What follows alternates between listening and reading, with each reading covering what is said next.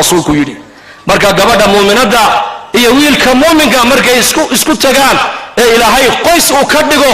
waxa uu horeey isku kaalmaysanayaan waa inay wanaaga ka shaqeeyaan waa inay ummadda wanaaga faraan waa inay xumaha ummadda ka zuuliyaan waa inay salaada dadkan ilaahay iyo cabsidiisa iyo janno iyo naar iyo arkaanul iimaanka lagu weynayn lahaa dad muranka bini aadamka ku weynayso waa dhib. You are welcome inshallah ta'ala.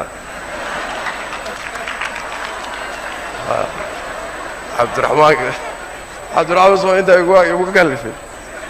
oo ku dara sooxirigii walaawa kariibuni wote waa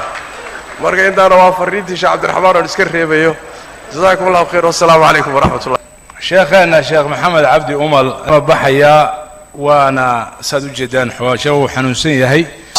سي قلبي وقود دعية إلهي انتانو ماشي سقوتي آمين تودا إلهي سبحانه وتعالى وحن كبرين اينانو نقوه جن إلهي نو أجيبه